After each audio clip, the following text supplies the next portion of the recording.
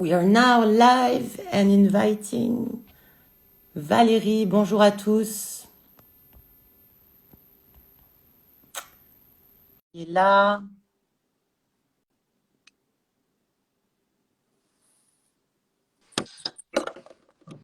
la voilà. Là. Bonjour. Coucou Eve, comment ça va? Ça va super. Enchantée Valérie. Bonjour à tous. Bienvenue sur nos Tribe Talk. Ce mois-ci, nous allons parler du cancer du sein avec Valérie, une femme extraordinaire, si je puis me permettre. Je ne voudrais pas te gêner, qui a vécu cette expérience difficile et qui a réussi à la transformer. Valérie est coach. Je vais lire un petit peu parce que j'ai beaucoup de choses à dire sur toi. Artiste de l'âme, j'aime beaucoup. Et fondatrice surtout de Wake Up and Smile, aussi animatrice de l'émission qui s'appelle Réveille-toi sur Radio Médecine Douce. Valérie, tu es diagnostiquée en 2014 avec un cancer du sein et tu réalises alors que la maladie est une opportunité de se retrouver et de reconquérir son pouvoir créateur. Je commence mon introduction comme ça parce que j'ai beaucoup aimé d'ailleurs le fait que j'ai fait, entre guillemets, la publicité de cet entretien entre toi et moi sur le fait que nous allions parler du cancer du sein et que je me suis aperçue que toi-même, tu en parlais complètement différemment puisque tu en parlais comme étant une façon de retrouver son pouvoir créateur. Ouais. Ça nous dit déjà tout. Et donc, j'aurais voulu savoir d'abord quel était, pourquoi, tout simplement. Alors pourquoi je communique comme ça? Pourquoi j'en ai parlé comme ça? Ouais, Parce qu'en fait, juste le cancer du sein, entre guillemets, c'est un déclencheur, donc c'est réducteur presque, tu vois. C'est que la plupart des gens ont des épreuves et des choses qu'ils vivent, qu'ils trouvent les plus horribles du monde eux-mêmes pour eux, ce qu'ils vivent. Et effectivement, que ce soit un cancer ou autre chose, finalement, ça reste des déclencheurs pour nous réveiller, pour venir nous dire quelque chose. Donc un cancer, c'est clair que le cancer vient de demander quand c'est que tu vas te réveiller sur un truc que tu fais pas, en fait, que tu dois faire depuis un moment, ou tu dévies ton chemin. Sur d'autres pathologies, on en parlera peut-être dans le live, je sais pas, il y a d'autres messages, c'est très subtil, hein, suivant où on l'a sur le corps, etc. Le cancer du sein n'est pas le même message qu'un cancer je sais pas moi, d'autres choses, ouais.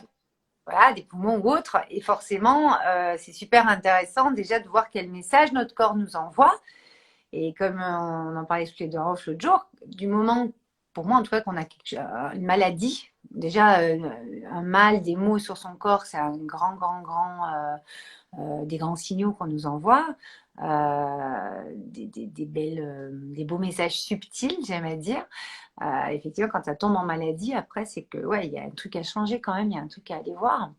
Et C'est déjà une introspection ou en tout cas une réalisation qui est énorme. Je soigne beaucoup de gens grâce à l'Ayurveda et grâce à ces Tribe Talk aussi. J'invite des gens comme ça qui sont passés par des moments extrêmement douloureux où tout s'écroule, j'imagine, un petit peu autour de soi.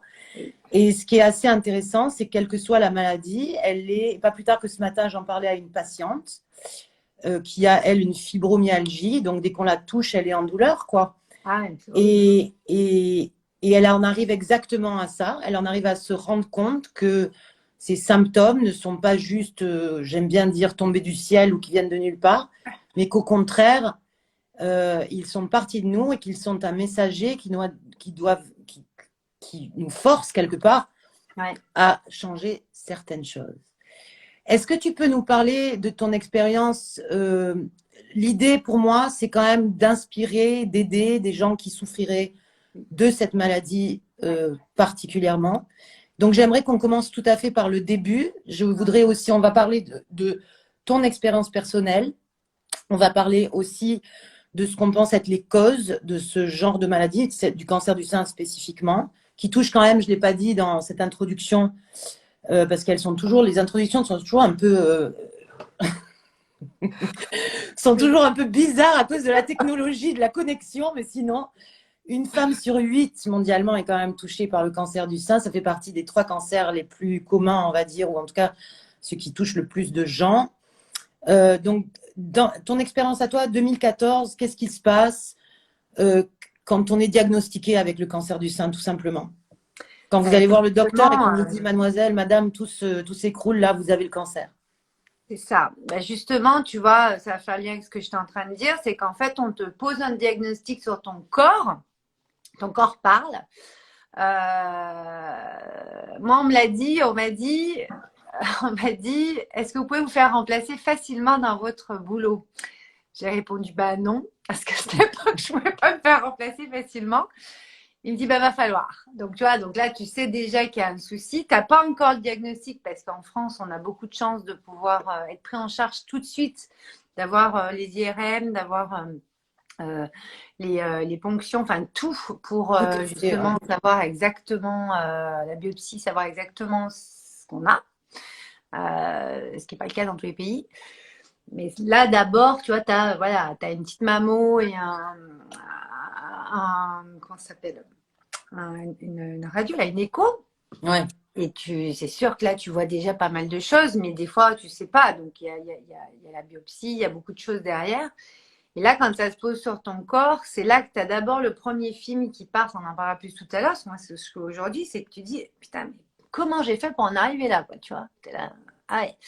Donc là, ouais, t'es dans ta vie. Moi, j'étais dans une vie de transition pour le coup à ce moment-là. Je venais de divorcer 2 ans avant. Ouais. Je venais de déménager. J'avais dû faire 3 ou 4 déménagements en même pas un an et demi, quoi. Donc, j'étais épuisée physiquement. J'étais très, très fatiguée. Je gérais une agence événementielle avec 300 personnes à l'année. Un petit peu costaud et puis tu avais tout à gérer émotionnellement avec, tu vois. Et c'est vrai que quand on a senti cette boule en mon sein, moi tout de suite j'ai ressenti, j'étais très déconnectée de mon instinct, de mon intuition à l'époque. Je m'étais beaucoup éloignée je ne savais plus m'écouter, hein, clairement. Donc c'est ce que ça m'a demandé aussi ce cancer. C'est assez une Et clé, ça. Ouais. ouais, et en fait quand on me l'a annoncé, ouais, le jour de l'annonce, c'est ouais, tu as un immeuble qui te tombe sur la gueule, en fait. Tu tombes de la falaise, enfin, tu es là, mais c'est quoi ce truc, en fait ça veut dire quoi? Et puis, tu sais très bien ce que ça veut dire. Enfin, moi, j'avais déjà pas mal de monde dans ma famille qui avait des cancers, donc je savais très bien ce que ça voulait dire. Pas du sein, forcément. Et en fait, bah, là, tu es pris en charge. Et en fait, à partir de ce moment-là, si tu veux, où j'ai été chez ma gynéco pour voir ce qui se passait avec cette boule, bah, en fait, je suis jamais ressortie de l'hôpital pratiquement. Enfin, à part pour rentrer chez moi, de dire tous les jours, je devais être à l'hôpital ou tous les 2 jours, j'étais à l'hôpital pour faire des examens. Et après, bon, bah, le diagnostic tombe et tu es sous chimio 15 jours après, en fait. Mm. Je comprends rien. Tu comprends rien. Je t'ai entendu, c'est d'habitude toi qui interviews les autres. C'est pour ça que j'étais très excitée. Enfin, excitée, c'est très anglais, mais oui, j'habite en Oui, Angleterre aussi. et je continue à faire il y a des faux amis comme ça. Mais j'étais très enthousiaste à l'idée de t'entendre. Je t'ai entendu poser une question que je vais te poser à mon tour sur une interview que tu as fait à Armel Six, qui elle-même a perdu un enfant. Ouais. Et tu lui demandais comment faire confiance quand le pire arrive. C'est une excellente question. Merci. C'est bien la première fois qu'on me repose une question que j'ai posée. Merci, Eve. C'est une Eh belle oui. expérience. Ouais, attends, repose-moi la question. Comment?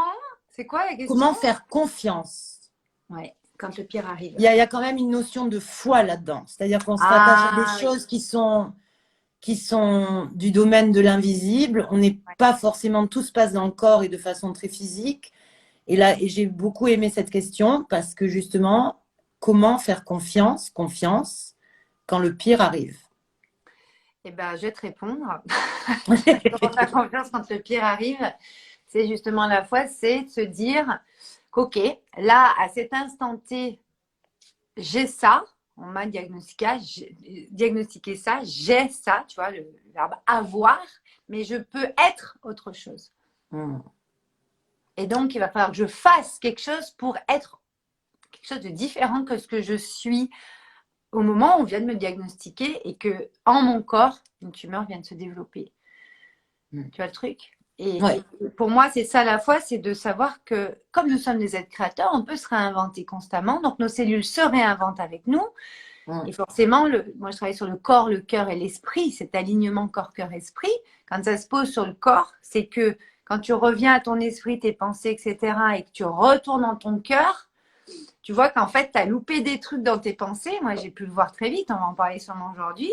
Et forcément, oui, je ne me suis pas écoutée depuis des années, en fait. Quand on vient de me diagnostiquer, je ne m'écoute plus, je m'adapte aux autres, à outrance. Moi, je passe en tout dernier quand j'ai encore un peu de temps pour moi, tu vois, C'est ça. et d'énergie. Donc, en fait, comment on garde confiance? La confiance de pouvoir, en fait, évoluer. On est des êtres qui grandissons constamment, qui savons évoluer, mais on l'a oublié comme on nous éteint. Et en fait, moi, quand on m'a dit ça, je me suis dit, OK, comment tu as fait pour en arriver là?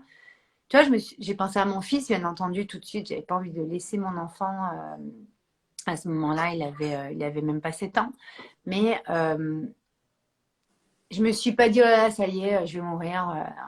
Non, j'avais une foi inébranlable. Moi, c'était en plein mois de juillet. Là, on était le 24 juillet. Et en gros, on me faisait comprendre, on te le dit pas, mais que tu passerais à peine l'année, quoi. Donc, en gros, il te reste 6 mois, tu vois. C'est là, bon, stade 3, hein. Donc les marqueurs, pas top top. Tu as 5 marqueurs. En France, ils te regardent 5 marqueurs. Tu en avais 2 pas mal, où tu réagissais pas mal à la chimio. C'était un peu tout mon espoir. Mais moi, j'ai porté d'ailleurs pendant tous les traitements, je l'ai encore une petite médaille, une petite chaîne que j'avais trouvée dans un petit magasin juste là, tu vois, les synchronicités. Je ne me rendais pas compte des synchronicités à ce moment-là. En anglais, toujours Hope, l'espoir. Je l'ai porté tous les traitements parce qu'en fait, oui, j'avais l'espoir, j'avais confiance que j'allais m'en sortir. Je me battais pour moi d'abord, parce que souvent on entend, je vais me battre pour mon fils, je vais me battre pour je sais pas qui, mais tu te bats pour toi. Par amour pour toi, tu te bats d'abord. C'est pour ça qu'il faut d'abord reconnecter en son cœur. Cette foi, c'est ton cœur, ton âme derrière qui crie que putain, il faut que tu changes un truc dans ta façon d'être. Et dans ta façon d'être, c'est ta posture. C'est intérieur. C'est ça. Voilà. Est-ce qu'on peut dire que la maladie en général est une déconnexion de soi-même, à soi-même? Oui, déconnexion au cœur, du cœur, oui. Du cœur. Du C'est cœur parce intéressant que parce c'est que vivant. c'est intéressant, c'est moi qui m'excuse. C'est intéressant parce que moi qui suis donc praticienne en Ayurveda, le cancer du sein est un cancer extrêmement émotionnel. Alors, je l'ai dit en anglais, parce qu'on a fait une session en anglais, un tribe talk en anglais sur le sujet il y a 2 semaines. Oui, très juste. C'est le cancer en sanskrit, ça se dit Abuja et ça veut dire 1000 problèmes. C'est quand il y a l'âme est tellement dépassée par 1000 problèmes qu'on ne se retrouve plus soi-même. Je pense que c'est ce qui a trait à toutes les maladies. Mais le cancer du sein, qui est un cancer très dans l'émotion, très accroché à des pertes sentimentales fortes. Oui. Moi, je venais de divorcer, j'avais dû changer beaucoup de choses. J'étais déjà partie j'étais de Lyon à la base, là, j'étais partie dans le sud-ouest. Quelques années avant, enfin, il y a eu beaucoup émotionnellement de choses. Et ça, je m'en suis rendu compte pendant cette expérience. J'aime bien l'appeler cette expérience, le cancer, c'est une vraie expérience. Et je me suis aventurée dans des endroits en moi que j'avais oubliés finalement, que j'étais pas comme ça quelques années avant. Moi, j'ai dû m'éteindre à petit feu. Mais en l'espace de 2-3 ans, pas plus, hein, ça va très vite. Hein. Ouais. Ça va très vite. Ah. Et effectivement, le côté émotionnel, alors c'est un tout, c'est clair, sur un cancer, tout ça. Mais moi, je remarque, pour avoir beaucoup accompagné aussi en associatif, et toujours d'ailleurs, que sur les cancers du sein, si tu l'as à droite ou à gauche, ça ne veut strictement pas dire la même chose dans ton expérience, dans ce que tu as vécu. Et en plus, là, moi, dans le mien, en tout cas, je l'ai eu à droite. L'émotionnel, c'était, je pense, qui prenait le plus de place. C'est exactement ça. Et j'étais noyée, j'étais déconnectée de moi-même. Je ne savais plus qui j'étais parce que j'avais sûrement, enfin pas sûrement, j'avais trop écouté les autres, je m'étais trop adaptée aux autres. Je suis d'une nature assez adaptée. On s'écoute plus soi-même, d'ailleurs. Et un des premiers piliers de mes programmes aujourd'hui, c'est s'écouter, hein, pour le coup. Donc c'est marrant que tu dises ça. C'est ça. Ça me permet de. Ouais. Quels ont été dans ton voyage, tu dis expérience, moi je dis le voyage, l'expérience, c'est la même chose. Quels ont été les piliers qui ont vraiment aidé à la rémission? Que ce soit une communauté, la famille, j'en sais rien. Quelles ont été les choses les plus importantes? Que ce soit l'alimentation, que ce soit une pratique physique. Qu'est-ce qui t'a aidé à toi, personnellement? Donc moi, ce qui m'a aidé, c'est déjà la famille, les proches, les plus proches, famille et amis, la garde rapprochée, comme j'aime à dire, Ouais. qui a été d'un soutien indéfectible, qui ont, au moment où c'était tu sais, il y a des moments très compliqués hein, où tu redescends, tu sais même pas où tu peux te raccrocher aux branches en fait. C'est ça qui est très compliqué. Hmm. Ouais, moi j'ai entre ouais, mes parents, mon frère, ma soeur, enfin toute ma famille, et puis mes amis, certains de mes amis me disaient, moi j'avais aussi plusieurs amis qui avaient déjà eu un cancer du sein, donc ça m'a beaucoup aidé aussi de Voilà. pouvoir Hmm. parler de choses que les autres ne comprennent pas en fait, parce que c'est vrai que C'est tant ça. qu'on n'a pas vécu ce fameux cancer du sein, on rentre dans des profondeurs et des pans difficilement compréhensibles pour quelqu'un qui n'a pas eu une grave maladie ou qui n'a pas eu un cancer du sein, clairement. Mais c'est pas pour mettre à l'écart les gens, c'est que tu. Ouais, ça faut le vivre, quoi, en fait. Et donc la famille, c'est un des piliers. De toute façon, moi, c'est toujours été un des piliers de ma vie. Et c'est aussi pour ça, je pense, que je me suis prise cancer du sein. Parce que j'ai eu mon pied familial de ma famille, moi, que j'avais recréé avec mon mari, mes enfants, tout ça, 2 ans plus tôt, qui avait explosé hein, en vol. Donc, ça avait été le plus dur pour moi, ça avait été ça. Et, Hmm. mais après, il y avait bon, l'alimentation, parce que pareil, moi j'étais dans une vie où je m'adaptais beaucoup à tout le monde. Euh, donc forcément, je m'étais un peu oubliée quand même. Je faisais moins de sport. Alors que moi, je suis quand même quelqu'un qui fait beaucoup de sport. Au niveau alimentation, je mangeais, ça allait, j'ai toujours mangé équilibré, mais tu vois, je voyais Hmm. bien que j'avais un peu dévié quand même sur beaucoup trop de viande, tu vois, machin. Donc, j'avais été voir d'ailleurs un, Un un gars, nutritionniste. Hein. un micro-nutritionniste qui s'occupe Ah des oui. sportifs de haut niveau, tu sais, qui te fait il m'avait fait faire une prise de sang où tu sais, tu vois vraiment comment est Ouais, je composé. connais. Toi, tu dois Hmm. connaître, tu es spécialisé et Ouais. tout ça, mais et moi, Hmm. je découvrais, enfin, ce pan-là, je le découvrais, je ne le connaissais pas du tout. Tu es plus calé que moi sur l'alimentation, quand même, si, si. Et en fait, moi, j'ai fait un grand changement quand même sur mon alimentation, mais pas non plus énorme. J'avais quand même, ça allait, mais sur la viande rouge, par exemple, ça avait explosé les courbes, sur les produits laitiers aussi, pas mal. Alors que j'étais très étonnée de ce produit laitier parce que je ne mangeais pas tant que ça de fromage et tout, mais en fait, c'était la Hmm. crème. Je cuisinais beaucoup à la crème et au beurre, la lyonnaise. Et en fait, c'est ça qui m'avait fait exploser les trucs. Donc, tu vois, il y avait aussi toute une inflammation à ce niveau-là. Donc, tu vois, la viande rouge, pour le coup, je régule beaucoup plus, surtout avec mon comment on dit là, mon Rhésus. Donc, il y avait vraiment. Je souris parce que c'est génial. Tu connais pas forcément l'Ayurveda et tu me dis graisse, beaucoup de graisse, donc viande rouge, viande grasse, mayonnaise.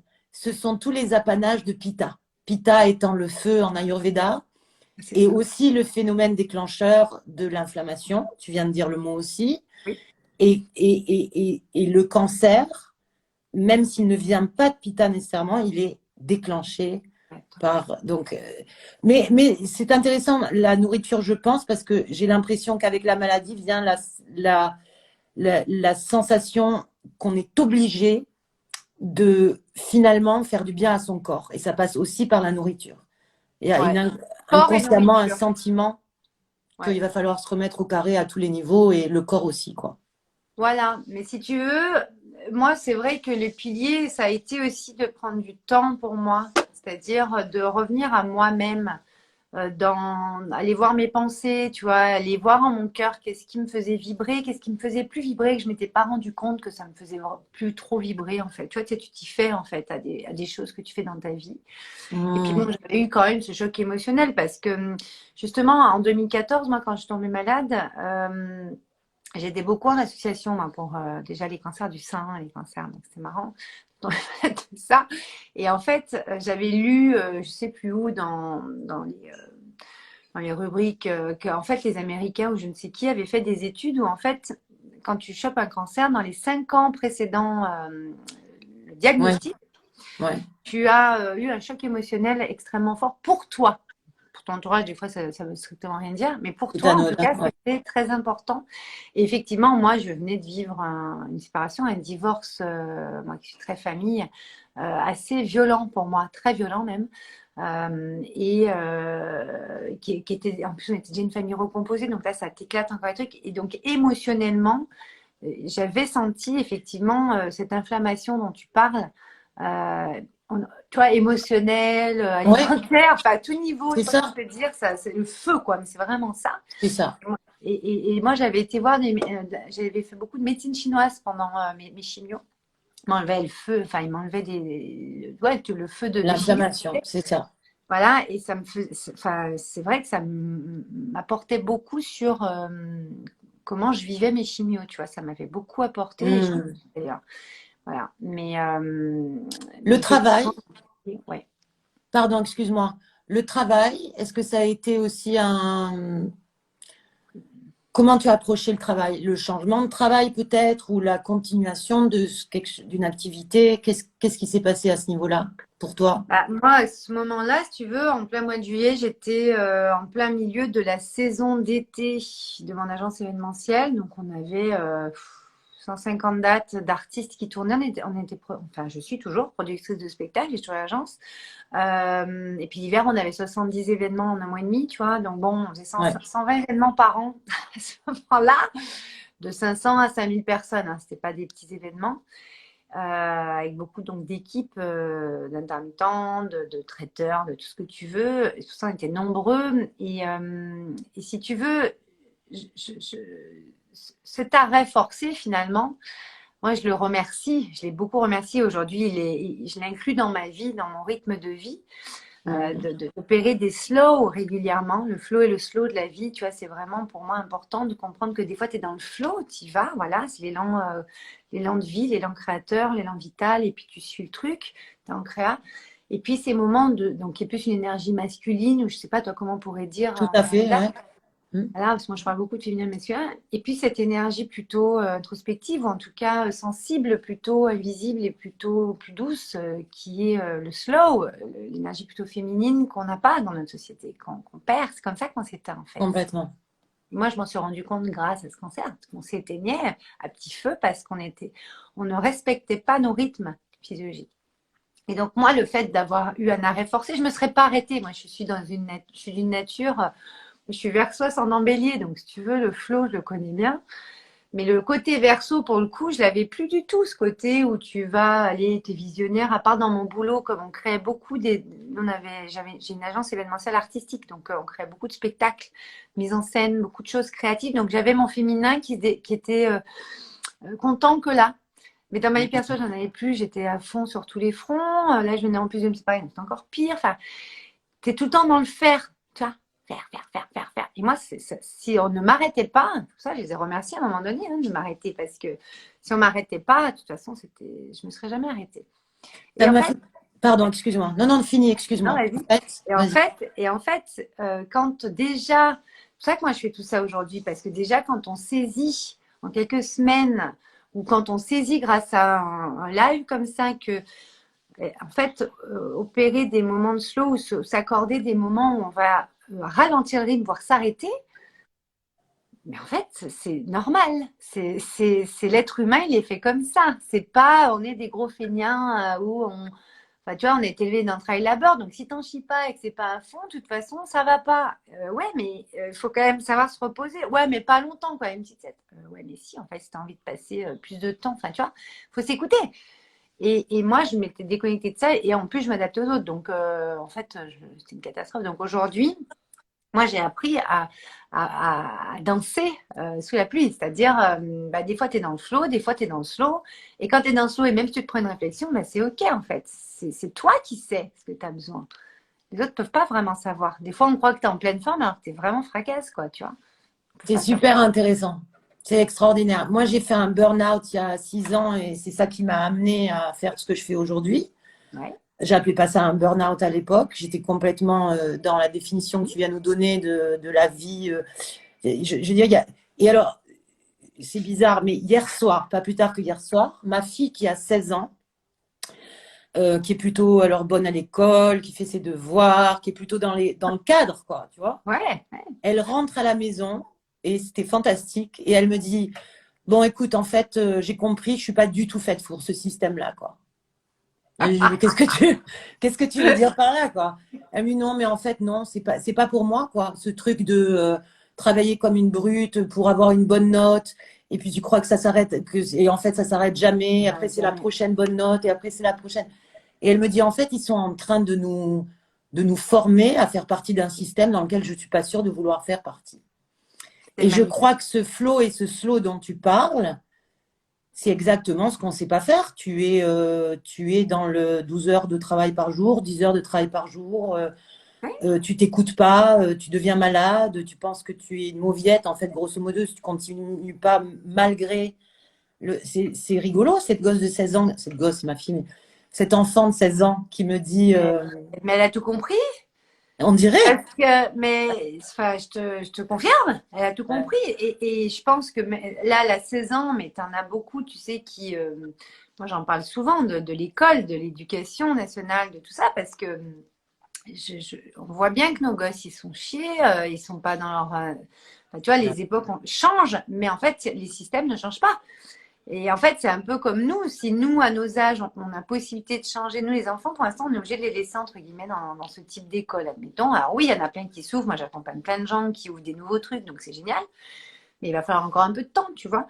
Mais effectivement, ce système a sûrement marché à une époque, tu vois, mais ça fait déjà un siècle que ça existe. Donc, tu vois, au bout d'un moment, il faut quand même évoluer. Et en fait, c'est ce qu'on disait au début de live, c'est qu'il faut comprendre qu'on évolue, en fait. Et donc, quand quelqu'un vous dit, ah, mais t'as changé, oh là là, mais tu vois, ta fille, tu aurais pu lui dire, ah, mais t'es mieux à l'école et maintenant, bah alors, ou pourquoi tu dis ça, tu vois? Mais parce qu'en fait, on évolue, on change. Et c'est pas parce que on était comme ça à un moment donné, et c'est sûrement parce qu'en plus, on était sûrement comme ça parce qu'on s'est adapté à la croyance de quelqu'un d'autre, style nos parents ou quoi, que quand on décide en fait d'assumer nos propres croyances et de transformer ce qui a pu nous freiner à des moments parce que c'était pas les nôtres, ben oui, on va se prendre des raz-de-marée dans la famille, on va se prendre le regard des autres, on va se prendre beaucoup de choses. Et c'est ça aujourd'hui qui a besoin d'être accompagné parce qu'on ne sait pas faire. Parce qu'on ne nous a pas appris ça. Mais ça, c'est révolu, c'est obsolète, ça n'existe plus, c'est has-been. C'est ça. C'est-à-dire qu'on est en train de se réveiller. Il y en a beaucoup qui sont réveillés, tu en as beaucoup qui sont en train de s'éveiller. Et nous, on accompagne ça finalement. Parce que moi, quand j'ai monté tout ce que je fais aujourd'hui, c'était pour. J'allais pas reprendre l'événementiel comme je l'avais. Tu vois, si je reprenais l'événementiel où j'en étais quand j'ai commencé, ce qui est souvent le cas quand les gens ont des cancers, vous reprenez ce que vous faites. Vous retournez dans votre poste. Alors, au début, ok, on reprend dans son poste et tout ça. Vous retournez faire exactement ce que vous faisiez au moment où. Le problème, c'est qu'à ce moment-là, justement, c'est ce que j'ai tout à l'heure dans ta superbe question. Comment Qui garder était la confiance, tienne. surtout, voilà, qui est la mienne, mais bon, c'est la tienne pour cette fois. Et ben, euh, remettez-vous dans l'instant où ça a tout pété là, où vous est arrivé quelque chose, même si c'est pas un cancer, hein, un truc très difficile et que ça s'est effondré, votre divorce, un burn-out. Moi, j'ai eu 2 burn-out avant de me rendre compte que j'en ai eu. On me les a diagnostiqués, enfin, on me les a mentionnés, on m'a mis le nom burn-out. C'est le psy que tu as pendant les traitements lourds du cancer qui m'a dit, mais vous avez vu quand même que vous avez eu 2 burn-out en fait juste avant. Je les ai passés en 30, hein. Aucune conscience Comme du toi, tout. hein. Moi je les ai pas vus. Hein. Parce que nous on est des bosseuses, non mais c'est bon, on y va. C'est ça. Je vois même pas que tu fais un burn-out, mais un burn-out c'est que c'est la marmite qui explose. Donc il faut C'est quand même le ça. regarder le truc. Et regarde tous les burn-out qu'il y a aujourd'hui. Ça, c'est déjà un signal avant même les prémices d'un cancer ou de ce que tu veux d'autre, de plus grave. Moi, j'ai l'impression, tu vas me dire ce que tu penses, mais j'ai touché là-dessus au début de notre conversation. Oui. Moi, j'ai l'impression, parce que je le vois dans ma pratique quotidienne avec des patients, qu'ils voient la maladie, encore une fois, comme un cheveu qui tombe sur la soupe, comme un truc extérieur, comme quelque chose qui… et d'ailleurs, ça me fait et parler de ça et parler aussi de… J'ai rencontré, par exemple, j'ai pas rencontré, j'ai une amie qui a eu le cancer du sein il y a quelques années et qui a été incapable d'en parler autour d'elle. C'est-à-dire qu'elle ne pouvait pas en parler à ses amis, elle ne voulait pas, ou sans doute à ses amis très proches, mais pas au reste du monde. C'était caché, elle en avait honte. Et en fait, en lui parlant, je me suis aperçue qu'elle avait un sentiment de culpabilité tel qu'elle était incapable en fait d'en parler à l'extérieur. C'était la culpabilité, la remise en question. Ça doit être ma faute. Oui. Alors, et ça, c'est une grosse question, je trouve, quand la maladie tombe. est-ce qu'on peut parler, je pense qu'il y a une vraie question entre responsabilité et faute. Donc, Ouais. quand je dis responsabilité, c'est redevenir conscient des causes. Et je pense que cette conscience-là t'empêche effectivement de retourner à ton activité d'avant de la même façon. Je pense que si Ouais. tu deviens conscient du truc, tu... Mais c'est bizarre comme on a toujours l'impression que la maladie est un facteur complètement externe à nous Ouais. et qu'en même Non, temps, si mais ça nous tombe dessus, pas du c'est tout, en fait. étrange, Ouais, hein? mais c'est exactement ça. Responsabilité vs faute, c'est super intéressant parce que Ouais. là, je dis voilà de retourner à son activité, mais en tout cas à l'état d'être, à comment on était à ce moment-là, en fait. C'est surtout ça que je veux dire. Parce que des fois, tu vois, tu es banquière, tu retournes à ton poste, tu vois, quand tu as eu, là, j'ai accompagné quelqu'un qui avait eu un cancer aussi, et pas du sein, mais un autre. Bon, bah, elle a repris son poste. Mais par exemple, elle voulait absolument changer. Tu vois, elle voulait absolument changer de métier, de tout. La coach, et en fait, elle s'est rendue compte qu'en fait, elle avait juste besoin de changer de poste. Parce qu'en fait, le poste où elle était, où elle s'occupait d'un certain type de clientèle, ne lui convenait plus depuis des années. Et que comme elle avait fait une formation 5 ans avant, qu'elle s'était fait chier à avoir cette formation, il fallait absolument qu'elle Qu'elle reste remplisse dedans. cette mission. Mais en fait, des fois, vous faites des formations, mais si ça vous intéresse pas après, mais c'est pas grave, c'est juste des compétences. Donc, vous pouvez vous former à autre chose. Hein. C'est pas grave, vous changez. Hein. Et en fait, elle est restée à la banque, mais elle a changé de poste au sein de la banque, c'est tout. Tu vois, C'est donc des ça. fois, c'est pas donc. Mais elle, en fait, elle pensait qu'il fallait qu'elle se barre. Tu vois, ou pas déjà. En Très bien. fait, c'est pour ça qu'il Ouais. faut juste pas, faut juste se dire, oui, mais comme on évolue, prendre la responsabilité de se dire, ok, qu'est-ce que je n'aimais pas à ce moment-là, ou qu'est-ce qui faisait que c'était pas moi à ce moment-là, ou qu'est-ce qui faisait que je me sentais pas alignée dans ce que je faisais à ce moment-là. Quand il vous arrive ce truc, tu vois. Et en fait, comme tu évolues et tu grandis, bah, en fait, c'est comme si tu faisais un pas de côté, tu vois, et que tu regardes la situation, tu vois, tu fais un pas de côté, donc tu vois, les perspectives changent. Et tu es Mm. là. Tu vois, moi, quand j'ai fait mon pas de côté, mais il m'a fallu des mois pour faire ce pas de côté.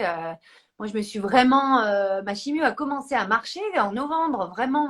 Tu vois, j'ai eu double chimio parce qu'en fait, j'avais pas switché encore dans ma tête des trucs, tu vois. Ah, ça, c'est hyper Et je me intéressant. suis. Donc, quand tu fais ton pas de côté, je me suis regardée. Donc, c'est dur hein, de se regarder soi-même. C'est pour ça que c'est important de se faire accompagner aussi, évidemment. Donc, là, psy obligatoire, moi, j'en voulais pas, mais ça m'a quand même aidé parce que faut faire quand même. Et là, pas de côté. Pourtant, je suis coach, mais tu peux pas te faire ton pas de côté toute seule non plus, hein, tout le temps. Et J'en j'arrête sais des quelque trucs, chose. mais en fait, tu vois, en fait, c'est comment mon pas de côté a eu lieu au tout premier pas de côté. C'est Non? que ma sœur me montre une photo de moi à son mariage qui était au mois de mai. Et là, j'ai été diagnostiquée donc en juin, d'accord, 2014. Donc mai, juin, ouais, donc un mois après. Juillet, pardon, donc 2 mois après. Et elle me montre une photo de son mariage où je suis dessus.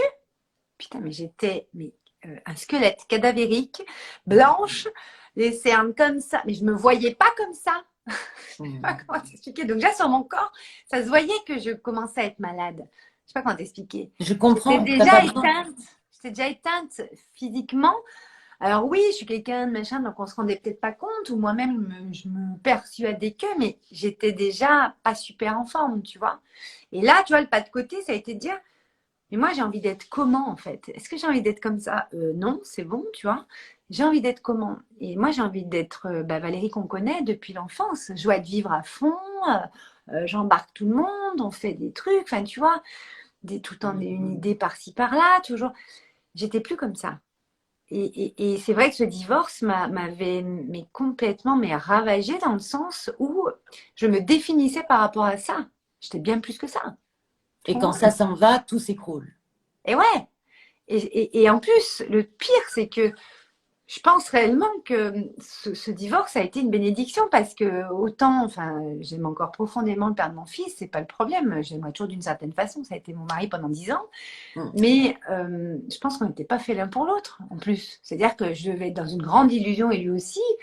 On a dû rester ensemble, je pense, quelques années trop, tu vois. Et c'est OK parce qu'en plus, on s'entend très bien, tu vois. Mm. Et il y avait toute cette étape à passer. Donc, il y a toujours des étapes aussi à passer. Donc, quand tu parles de responsabilité et de faute, pour répondre à ça, te donner mon regard là-dessus, clairement, oui, on doit reprendre nos responsabilités parce que c'est de la faute à personne. En fait, ce qui arrive, ces expériences, il n'y a pas de faute. Ça aussi, c'est has-been, c'est comme l'éducation nationale, quoi. C'est has-been, c'est-à-dire qu'on n'est plus là, on n'en est plus à être la faute à qui. On fait des erreurs, oui, mais il n'y a pas de faute. Ouais. Faute, c'est tu sais, tu te tapes sur les doigts C'est là. ça, c'est ça.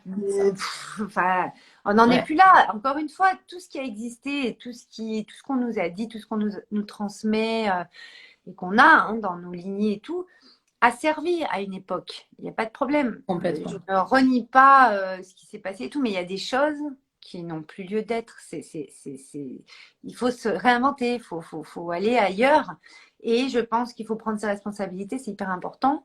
Moi, j'ai pris mes responsabilités quand je me suis rendu compte que je n'étais plus celle que j'étais et que je croyais être celle que je pensais être, mais je ne l'étais pas. Tu vois le truc? Et J'ai du coup, oui, compris. ça paraît difficile, mais c'est dans les pensées que ça se passe à un moment donné après. Bien sûr. Ton esprit qui est faussé pour le coup. Là, c'est faussé. C'est de l'illusion, tu vois. Et donc, reprendre ses responsabilités.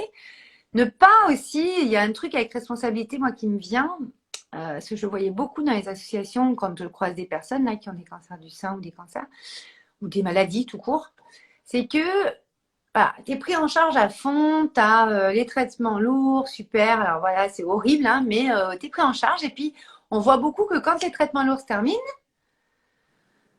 t'as pas rien à faire, tu vois, tu t'emmerdes. Et les gens, en fait, s'emmerdent. Alors moi, c'est pas du tout mon cas, hein. Je suis pas d'une nature à m'emmerder, à m'ennuyer, mais en fait, tu as été pris dans un engrenage. Tu vois, on m'a même dit une fois, une fille que j'accompagne, qui me disait, en fait, ça me faisait une nouvelle aventure dans ma vie. Putain, au secours. Ouais. Mais en même temps, elle avait besoin de ça, donc je comprends, tu vois ce qu'elle dit en plus. Je Vraiment, c'est sais. une aventure.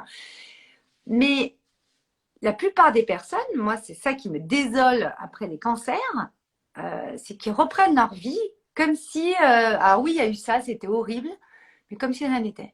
C'est Et ils ça. ne se posent pas la question de qu'est-ce qu'ils vont changer dans leur vie. On ne te dit pas de tout changer, mais il y a des choses à changer si tu t'es pris un cancer quand même, hein. Il y C'est-à-dire, a il n'y a des... toujours pas de conscience, en fait. Il n'y a toujours pas de Voilà, c'est la conscience de ce qui conscience. vient de se passer. Voilà. Et c'est la responsabilité aussi, ça. C'est la responsabilité de se regarder en face dans le miroir et de C'est se ça. dire, ah bah ouais, alors je vais reprendre ça, mais moi j'en ai vu et je vois les récidives, hein. Ça c'est horrible pour moi. C'est très dur, surtout avec ce que je fais moi au quotidien, c'est que les récidives souvent c'est que t'as pas changé, hein.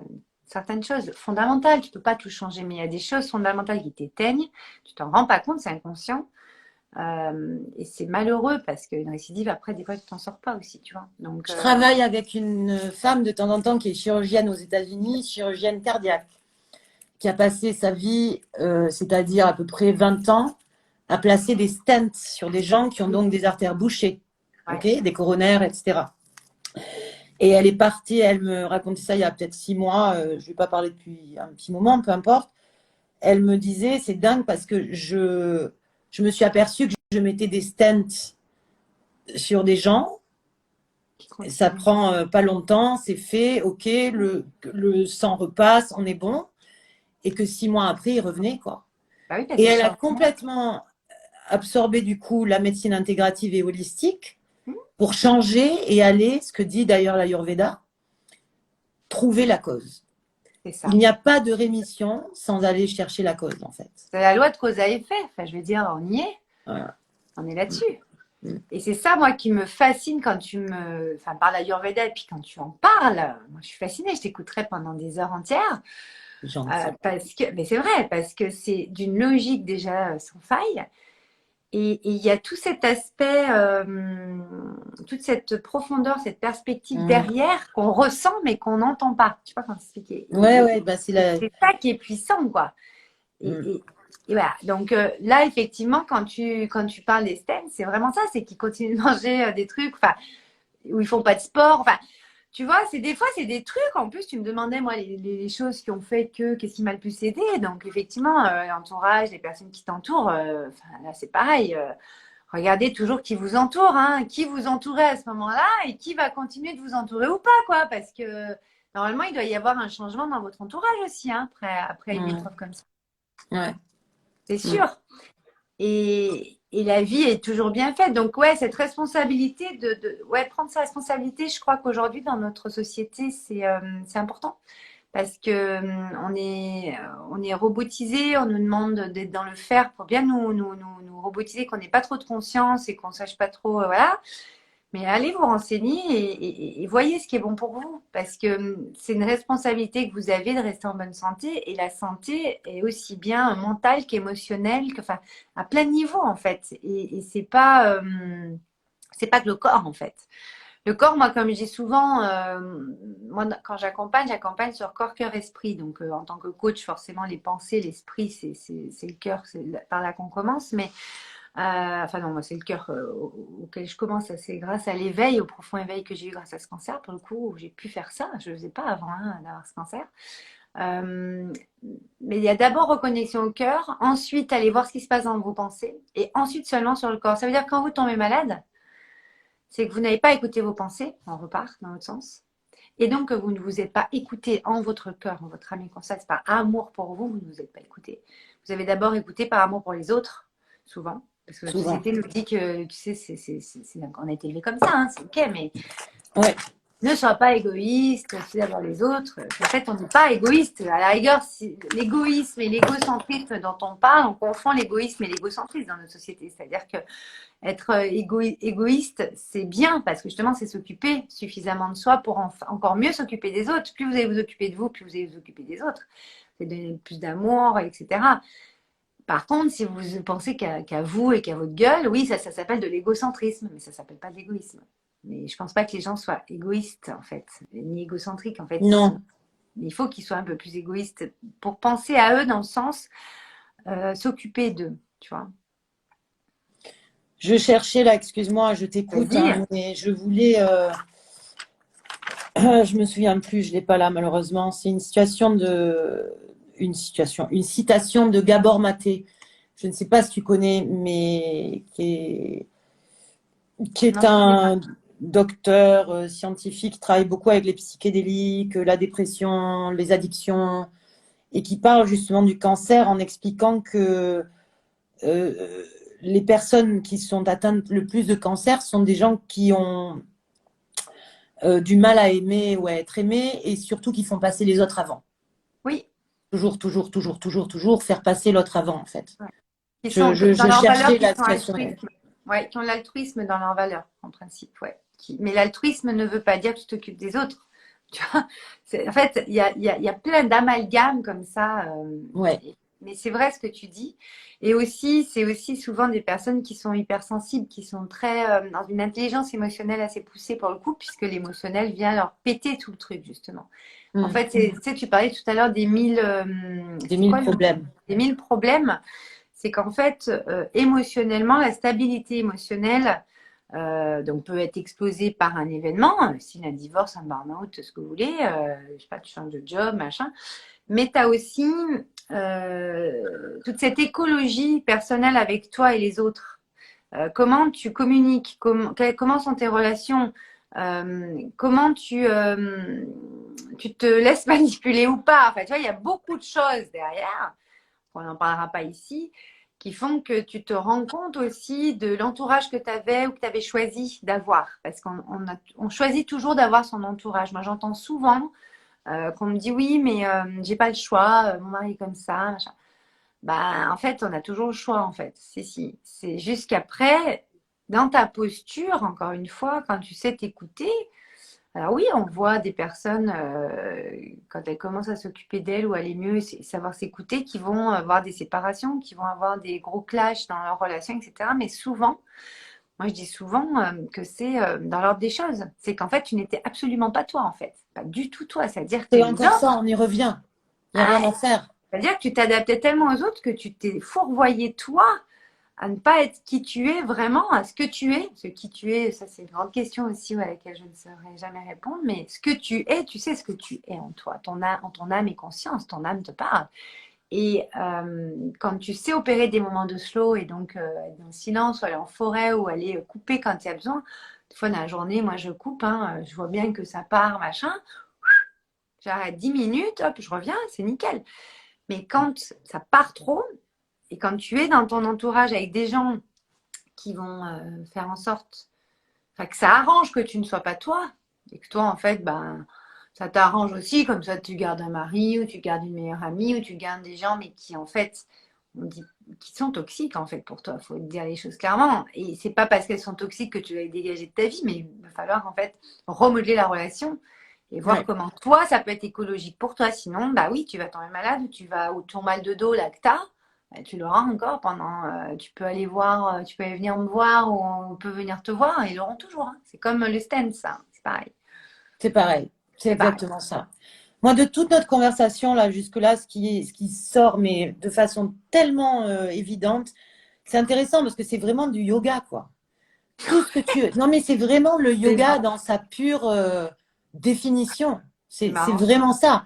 C'est le yoga, j'ai écrit un post là-dessus hier, justement. Je suis revenue au yoga de Patanjali qui nous explique comment on a des samskaras qui sont les impressions, on en a des tonnes et des tonnes et des tonnes, qui sont les impressions de ce que la vie nous envoie. Ça peut être une phrase de quelqu'un, ça peut être une réaction, ça peut être les choses qu'on n'a pas fait. Et à tel point, on devient cette espèce de surface scarifiée et qui finit par cacher ce qu'ils appellent, eux, l'illumination à l'intérieur, cet être à l'intérieur.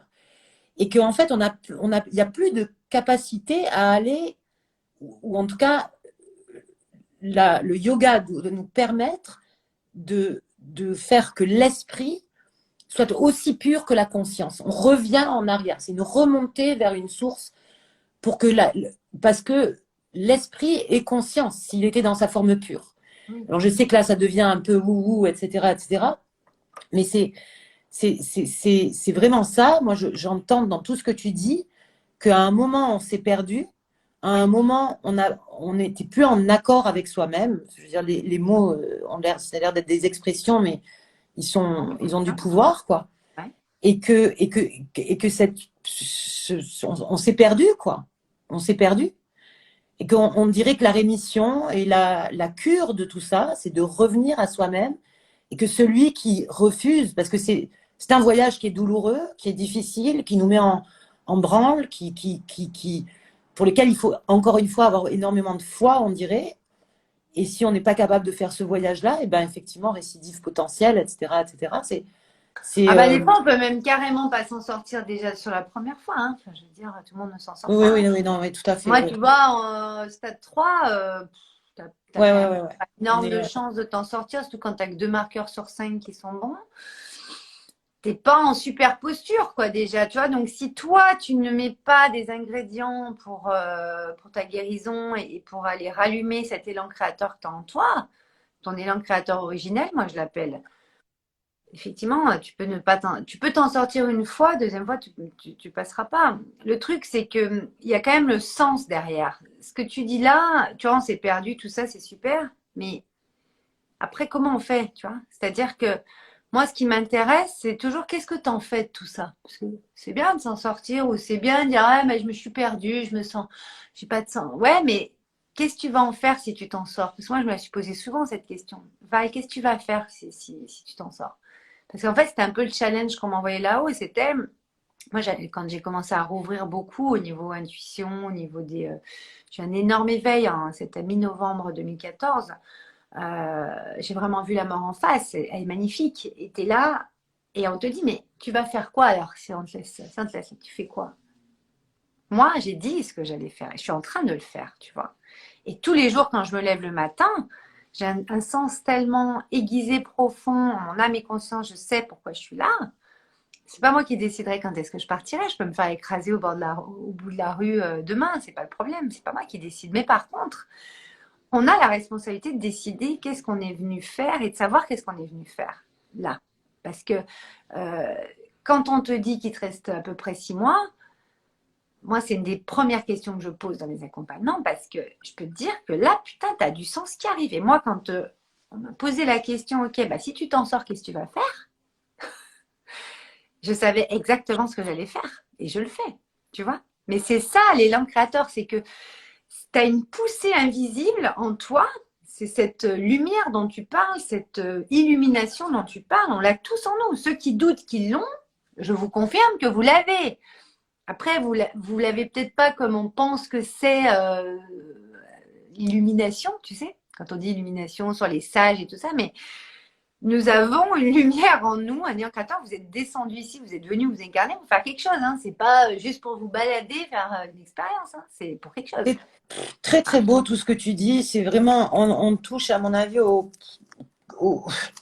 à la source de tout. C'est très très très beau. Excuse-moi, je voulais le dire.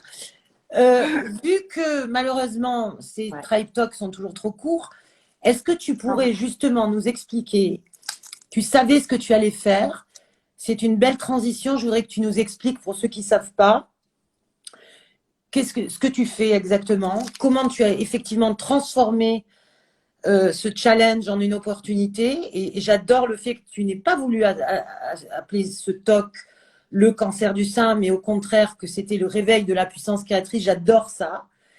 Et donc, je voudrais que tu nous expliques un petit peu ce que tu fais et comment tu accompagnes les gens, ce que tu... Je te laisse la parole. Bah, en fait, pour moi, notre histoire nous prépare à la prochaine place qu'on va prendre. Donc, tu vois, c'est en 2 mots, déjà, c'est ça. C'est-à-dire que là, on raconte mon histoire aujourd'hui, on parle de cancer du sein. J'ai eu plein d'autres choses, moi, dans ma vie. J'ai pas eu que ce cancer. De pas top, mais de topissime aussi, comme toi, comme tout le monde ici qui nous écoute.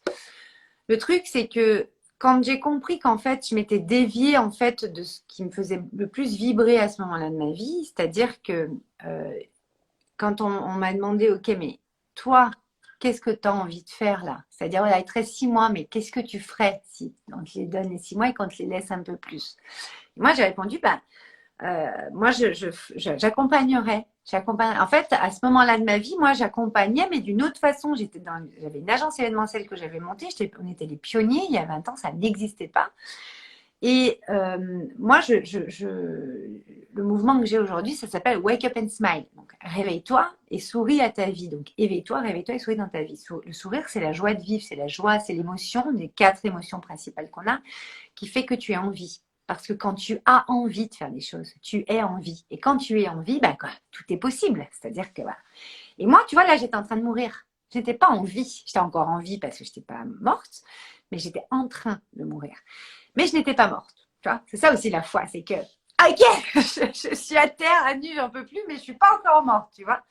Et tu prends cette lueur, tu prends ce truc-là et tu t'accroches. J'avais fait un clip, moi, tu t'accrochais à la montagne et tu montes, quoi, même si tu sais pas quand tu es là. Et en fait, moi, quand on m'a posé cette question, je me suis dit, bah, moi, en fait, je veux que les gens sourient. Je veux que quand les gens ils sont à mon contact, putain, mais ils s'en rappellent parce qu'ils vont avoir le sourire, ils vont vivre des moments sympas. Et moi, je crée ça dans l'événementiel. On a fait sourire des millions d'âmes en écho à la mienne, finalement, avec mes équipes. Tu comprends? Tu Et me ça, fais j'en sourire étais. maintenant d'ailleurs. Hein. Bah oui, mais moi, je m'en étais Tu même pas te, rendu compte. Je m'en étais c'est pas rendu compte qu'on amenait cette cette joie aux joie. gens à ce Mm. point. Tu comprends? Moi, c'était normal. Je faisais un événement à 5000 personnes en Zénith. Allez, on fait notre événement, tu vois, mode robot, faire. Mais là, Mm. maintenant, quand je suis sur un de mes événements, tu vois, mais je me nourris de ces vibrations. C'est la vie, quoi. Tu vois, les gens créateurs. Donc, à chaque fois, je me suis dit, en fait, on crée. Et puis, cet événementiel, donc ton parcours te prépare à la prochaine place. Cet événementiel, en fait, tu crées des souvenirs. C'est des histoires, finalement, que tu crées. Ouais. Et tu repars dans ce souvenir. Et ton cœur, il rebat. Tu réécoutes la même musique que ce fameux premier cabaret que tu as découvert. Tu as vécu ça dans cet événement. Je sais pas, tu étais avec tes collègues, mais on s'en fout que c'est tes collègues ou que c'est ton mariage. Hop, tu réécoutes où tu sais, comme ça fait des fois, tu vis un moment où tu te dis, ah, j'ai déjà vécu ce moment où, attends, ça me Mm. rappelle mon mariage ou quand j'étais. C'est les souvenirs, c'est ton histoire. Et c'est l'histoire de tes ancêtres quand tu regardes une photo, machin. Et donc, il y avait tout un truc, tout un jeu avec cette joie, le smile, machin, et réveiller des choses qu'on a connues ou l'histoire ou machin. Et en fait, quand j'ai eu en mois de novembre 2014 ce profond éveil, je te dis, où j'ai vraiment vu la mort en face, on m'a demandé, et bien là j'ai senti qu'il y avait un switch qui s'était fait, que de façon originelle, il y avait quelque chose qui s'était réenclenché en moi. Moi, j'appelle ça l'élan créateur originel. Ça avait fait clac, tu vois. Que ces dernières semaines, j'avais eu envie d'être en vie. Mais que, tu vois, la chimio marchait un peu, mais c'était pas flagrant. Tu vois, là, on venait de me dire, bah, vous aurez une deuxième chimio, machin. Et en fait, là, j'avais senti qu'il y avait eu un clac, tu vois. Et en fait, il y a eu des idées, il y a eu plein de choses qui sont arrivées. Alors, j'avais ma chimio, hein, c'était hyper dur, j'étais vraiment à terre, à nu, mais j'écrivais beaucoup à ce moment-là. Moi, j'ai vraiment tout un truc avec l'écriture. Et en fait, j'ai commencé à écrire mon premier livre qui n'est pas sorti, qui est sorti en programme en ligne, en fait, qui s'appelle le programme Smile, qui s'appelle Wake Up and Smile aujourd'hui, où il y avait, tu vois, le 8, l'infini, il y avait plein de symboles dedans, tout ça. Et en fait, c'était pour reconnecter les gens en leur cœur. Le premier stade, c'était reconnecter les gens en leur cœur pour leur éviter d'avoir un cancer comme j'ai eu. Tu vois, C'est ce que c'était tu ça. faisais toi-même, en fait. Bah ouais, Rien que de promouvoir l'écriture, de tout d'un ouais, coup avoir cette pratique-là, ouais, tu allais chercher profondément en ouais. toi, en fait. Et Voilà. ouais. J'en ai Mm. fait carrément, tu vois, un process, une méthode, t'appelles ça comme tu veux, qui a aidé déjà des centaines de personnes depuis 6 ans que c'est sorti, 5 ans. Et en fait, si tu veux, pareil, une nuit, je dessine en géométrie sacrée, donc tu vois, des ronds, machin, plein de choses, pendant que je transmettais déjà le programme, d'accord? Et en fait, ça, je l'avais eu quelques mois avant, mais je n'osais pas le faire aux gens que j'accompagnais. Et en fait, un Mm. jour, je dis, bah attends, on va faire. Et en fait, si tu veux, tous ces mots-clés, là, ces 5 dernières années, où en fait, j'ai développé le programme Smile, donc Wake Up and Smile, où vraiment tu vas reconnecter à ton cœur. La méthode du secret, où tu vas chercher ton secret. Quelle est ta place aujourd'hui pour les 5 à 10 ans qui viennent? Qu'est-ce que tu es venu faire? Et ça, on le fait sous forme de géométrie sacrée avec des mots dedans. Enfin, c'est juste exceptionnellement beau. Donc là, c'est le clac, tu sais que je te parle. C'est Ouais. vraiment, tu renclenches les langues créateurs parce qu'une fois que tu as L'activation ouvert ton cœur, Mm. active. Et puis, moi, ces 2 dernières années, j'ai fait des accompagnements individuels où j'ai développé un protocole pour en fait en faire quelque chose. C'est-à-dire que c'est très bien d'avoir reconnecté en son cœur. C'est très bien d'avoir réactivé Ouais. ton énergie originelle. Mais en fait, des fois, et c'est ce que j'ai vu, c'est pour ça que j'ai développé la suite, c'est qu'il y en a, ils n'en font rien. Ça repart que ça, tu vois. Et en fait, là, j'ai développé un protocole où en fait, on en fait ton activité. On en fait où on change quelque chose dans ta vie. Pour qu'en fait, chaque matin, quand tu vas te lever, tu as l'impression que tu es nourri à chaque fois. Et hop, tu Mm. te rallumes chaque matin. Et tu as envie de te lever. Et tu es en vie comme ça. Parce que tu as Ah, envie de envie. faire ce projet. Tu es en vie. Donc, ça peut être un projet pro, comme on l'appelle dans notre société aujourd'hui. Pour moi, c'est une activité parce que au même titre qu'une activité sportive, culturelle ou professionnelle, tu es dans le faire, tu es en mouvement. Ce qui fait qu'en fait, la première étape, on s'occupe de ton être, le cœur. Mm. Ensuite, on va s'occuper de réenclencher, mais pour que ce soit durable. Parce qu'en fait, on en voit beaucoup de programmes où ils font du féminin sacré. Tu sais, féminité sacrée, ce qui est très bien. On en fait dans le programme, mais il y a ce besoin de ce claque en fait. Sans ce claque, tu ne vas pas avoir le courage et oser aller mettre en place dans la matière quelque chose. La matière est hyper dense. Donc la matière est beaucoup plus dense que ce qui se passe dans l'invisible. Et on a incarné pour justement modeler des choses dans la matière. Et c'est des projets, des activités, des choses qui vont t'allumer et qui vont en fait venir te nourrir au cœur. Et donc moi, tu vois, là, 5 ans après, en fait, j'ai développé ces 3 accompagnements qui ont aidé déjà pas mal de monde. Et aujourd'hui, j'en fais une maison de créateurs. C'est-à-dire que j'alchimise tout à l'intérieur d'une maison. Tu rentres à la maison, comme j'aime à dire, à la source de ce que tu es. Parce que voilà, on vit dans une société qui nous éteint clairement. On a beaucoup de burn-out, etc. Donc c'est vrai que c'est destiné à toutes les personnes qui ont eu des burn-out, comme toi et moi, et qui sont en transition ou qui vont l'être, ou qui l'ont été, qui viennent de se monter, mais tu vois, qui n'ont pas le sens profond, qui leur manque. Parce qu'il y a vraiment le mot sens, moi. Le sens, tu vois. Qu'est-ce que tu es venu faire et qu'est-ce que tu vas en faire? C'est vraiment les 2 grandes questions moi, que je traite. Et après, comment tu développes ton activité, tout ça, moi je m'en fous. Tu vas prendre en compétence, tu vas suivre un truc de marketing, de ce que tu veux. Mais le plus dur, c'est de. Ça se fait tout seul, bien sûr, la suite, ouais. Ouais, ça, c'est des compétences. Après, là, on est sur les Tout talents à fait. innés. Qu'est-ce que tu es venu faire ici? Et en fait, on est venu faire quelque chose. Et ceux qui en doutent, s'il vous plaît, c'est pas possible. Vous êtes venu Je faire crois que quelque tu chose. vas m'avoir en cliente, hein. Oui, si tu veux. Avec plaisir. Je pense Toi, que tu m'as cette déjà comme conversation cliente. a clairement mis le doigt sur mes propres limites. J'adore. Ben, les limites, c'est. Moi, je dis toujours, mais si on pourra se refaire autre chose, tu veux. C'est ce qu'on voit au tout début du programme Wake Up and Smile, c'est le premier pilier de la maison de créateurs. On est nos limites, d'accord? Mais on a des limites. C'est-à-dire que nous sommes des êtres créateurs illimités. On peut créer tout ce Tout qu'on à veut fait. toute la journée. Mais par contre, nous avons en nous des limites à ne pas dépasser. Et en fait, notre société nous pousse à les dépasser. Et aujourd'hui, il va falloir revenir à savoir s'écouter. On en revient au début de notre live. Et qu'est-ce que c'est que savoir s'écouter? C'est juste assumer qui on est en toute authenticité, prendre nos responsabilités et dire, bah, des fois, ouais, fuck, moi, j'ai pas envie, en fait. Moi, je suis pas comme ça. Moi, je suis pas comme toi. Donc, accepte-moi comme moi je suis. Et moi, je t'accepterai comme t'es. Après, on peut ne plus s'entendre, c'est OK. Ou on peut ne plus avoir trop envie de se voir parce qu'en en fait, on est trop éloigné sur des choses. Mais ayons cette sincérité, cette authenticité de se dire les choses parce que notre société, elle devient trop image, tu vois, et cette profondeur, moi, me manque profondément. Et on est venu m'amener dans mes profondeurs, moi, pour justement pouvoir amener ce côté brut, mais qui est tellement lumineux. Enfin, je veux dire, c'est Ouais. tellement lumineux. Écoute, c'était magnifique. Je regarde l'heure, on s'en fout, Ouais. tu vas me dire, on n'est pas à la télé. Euh, dans ton site, j'ai lu, il y a une section qui s'appelle Et après dans ton site. Ouais. Et tu cites Camus. Tu dis, au milieu de l'hiver, j'ai découvert un invincible été. C'était ça, hein?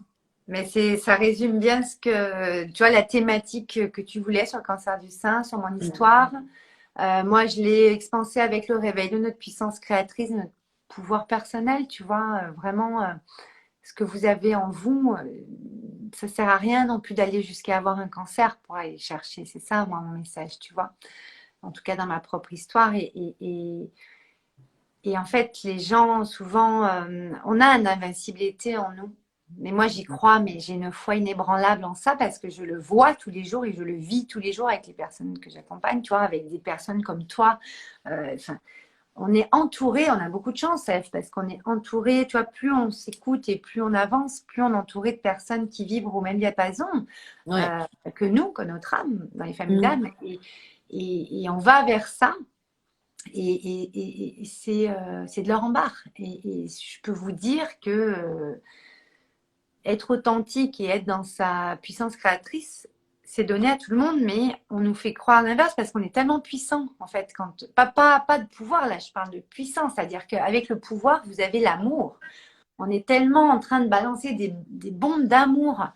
J'aime pas le mot bombe, mais en tout cas, tu vois, Des éclaboussures des, partout, des splashs, des... ouais, c'est tellement puissant. Enfin, moi, j'ai reconnecté à quelque chose de tellement puissant que je ne savais même pas que ça existait en moi, alors que je te dis, j'étais la joie de vivre incarnée. Hein. On n'a pas arrêté de me le dire depuis mon enfance. Ouais, je me suis éteinte, mais pour me rallumer encore 10 fois plus puissamment. Mais en fait, tout le monde a ça. Et moi, je le vois quand je croise les gens. Je le vois en toi, Eve. C'est flagrant pour moi. Je vois ça maintenant. Et en fait, j'entends toujours les gens me dire ouais, mais toi, t'as pu parce que t'as eu ça. Oui, mais toi, oui, mais toi. Et tu vois, je crois que je vais faire un de mes prochains lives là-dessus parce que comme ça m'énerve, je leur dis mais vous l'avez. C'est juste que prenez vos responsabilités, allez vous faire accompagner ou allez voir un thérapeute ou allez voir Eve ou allez voir ce qui se passe. Où est-ce que vous êtes dérégulé?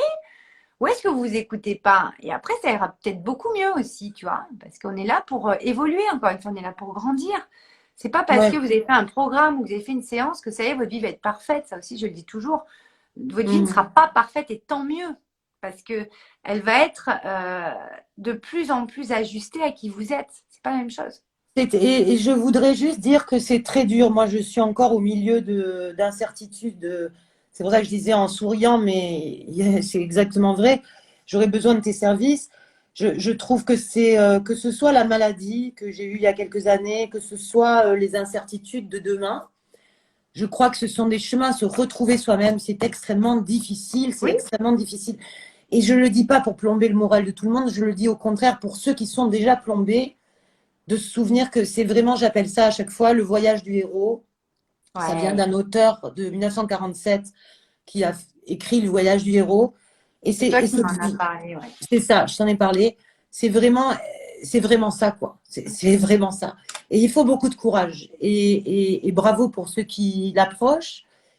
Parce que c'est se mettre en danger, c'est remettre en question ses croyances, c'est remettre en question tout ce qui était nos piliers de support. Une partie, pas tout. Parce Pas que tout, pareil, pas tout, pas je veux y tout, pas mettre tout. Parce que des fois, quand on n'est pas bien, tu sais, on croit que c'est tout. Mais Non, c'est c'est une ce que tu disais partie. tout à l'heure, j'entends, j'entends. Voilà. Mais c'est C'est souvent ce que je veux dire, vraiment. c'est que ce sont souvent les piliers sur lesquels on comptait le plus Oui. qui Ah, bien sûr, sont. sinon c'est pas marrant.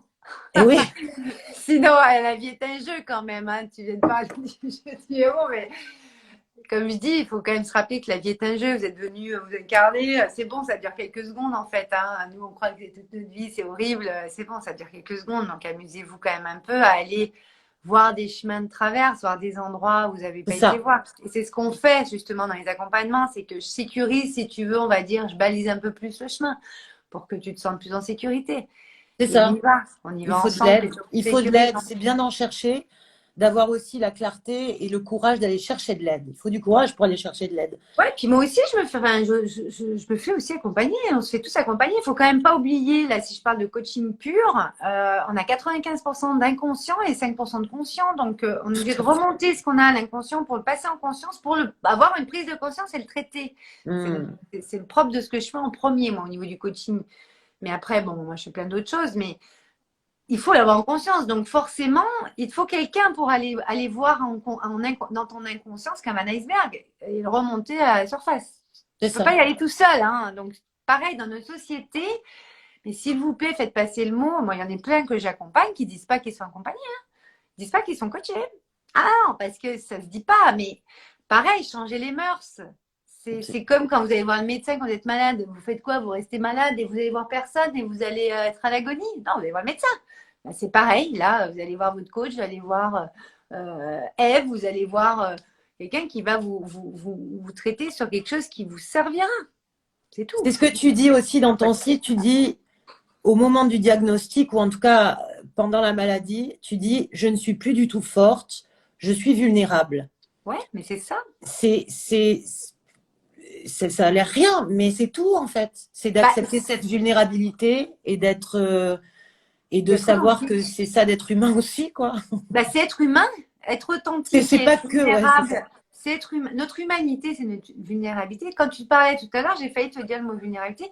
Moi, j'organise une conférence dimanche soir sur le miracle d'être soi et de se sentir authentique. L'authenticité, c'est notre vulnérabilité. Si on veut que les autres soient authentiques, il faut d'abord l'être nous-mêmes. Et donc, il faut être dans sa vulnérabilité.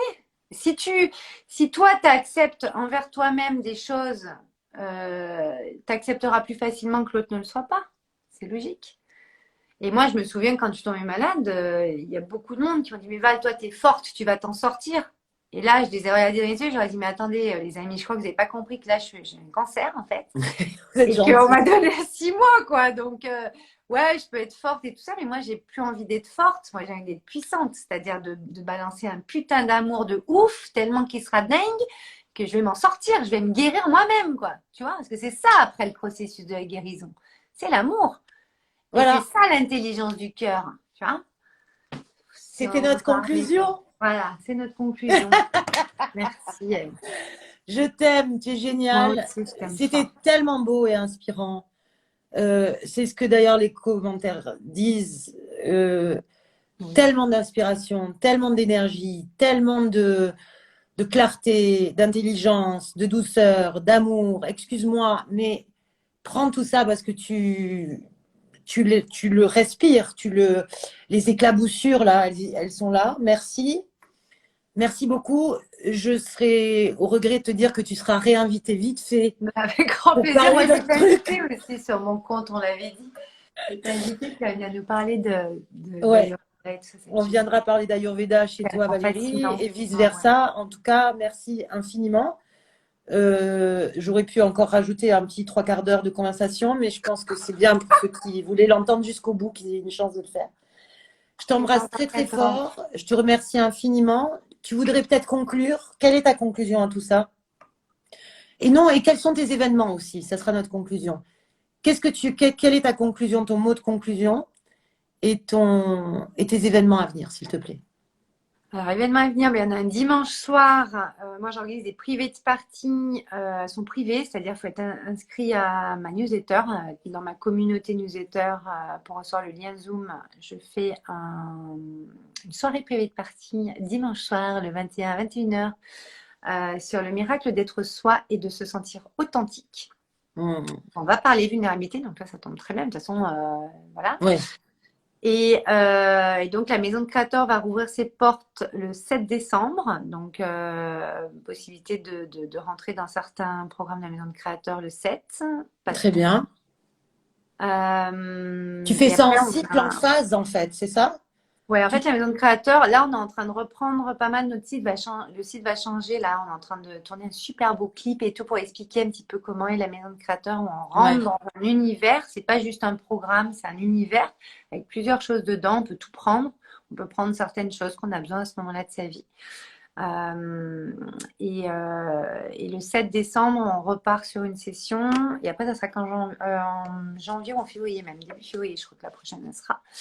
Mais il y a possibilité de rentrer dans la partie Wake Up and Smile quand même de temps en temps. Donc, il faut prendre un rendez-vous avec moi et on en parle. Très bien. Simple. Donc, Très on bien. envoie un petit mail par le site ou par les réseaux, mon message privé. Et en principe, je vous propose un rendez-vous pour qu'on en discute une petite demi-heure. Parce qu'en fait, chacun a son histoire. Donc, il faut que je vois si je peux vous aider ou pas. Parce que je ne peux pas non plus aider tout le temps tout le monde. Mais quand même, la plupart des gens, tout ce qu'on vit actuellement, c'est quand même à peu près ce qu'on traite dans la maison de créateur. Puisque moi, j'y suis passée avant vous. Donc, j'ai envie aussi d'amener ça dans cette phase-là. Voilà. Et on a le membership, le miracle d'être soi, qui va sortir fin novembre, début décembre. Donc, ça va pas tarder. On est en plein dedans.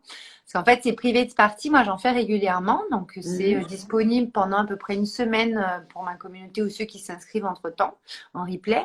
Mais après, on l'enlève. Parce que sinon, il faut être là au moment. C'était des synchronicités. Moi, j'y crois beaucoup. Donc, on l'enlève. Et en fait, on l'enlève. Et là, on n'en fait rien depuis. On en a plein des très belles, tu vois, comme ces lives-là.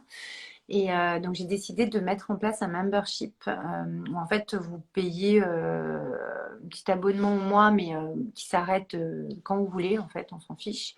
Le temps que vous voulez pour regarder ces vidéos, justement, qui sont sur le miracle d'être soi et de se sentir libre, se sentir authentique, se sentir à sa place, se sentir… Ouais. tu vois, il y a vraiment plein Des de aides, du thématiques sur le coaching, des ressenti. ressources. Ouais. Très Voilà. bien. Et vous Ouais. avez accès aux cercles sacrés qui ont lieu exclusivement dans la maison de créateur. Donc, même si vous n'êtes pas dans la maison de créateur, vous avez accès à une petite chose de la maison de créateur qui est quand même assez puissant. On élève les vibrations sur le cercle sacré qui a lieu une fois par mois. Et il y a un coaching également une fois par mois avec les personnes qui suivent le miracle d'être soi, le membership. Et après, vous pouvez rentrer dans la maison de créateur ou en même temps, vous l'avez offert quand vous êtes dans la maison de créateur.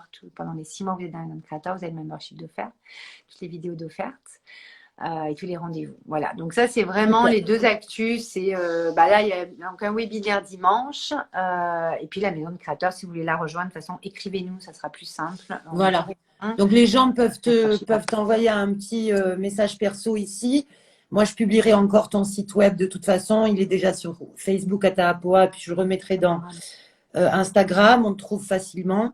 Je te remercie encore énormément, Valérie. C'était… comment on dit en anglais, on dit uplifting. Tu vois, c'est comme le gâteau, le tiramisu. J'adore Tu m'as l'anglais. élevé et je t'en remercie énormément. Je Moi t'embrasse aussi, très, je te très remercie. fort. C'est un moment magique. Et j'ai envie de dire que d'être en vie, c'est tout un art. Donc, moi, j'ai toujours tout l'art d'être en vie. Donc, amusez-vous avec votre art. Voilà, mon mot de la fin, tu m'as demandé tout à C'est très l'heure. beau. Et amusons-nous, c'est exactement ça. Oh oui. Je t'embrasse très fort, ma chérie. Je dis à bientôt Ouais. et à bientôt, quoi. Et merci encore infiniment Merci d'avoir pour été ton là. invitation, vraiment, c'est précieux. Je t'embrasse. Et à vous tous, merci d'avoir suivi. Oui, merci à tous. Merci beaucoup.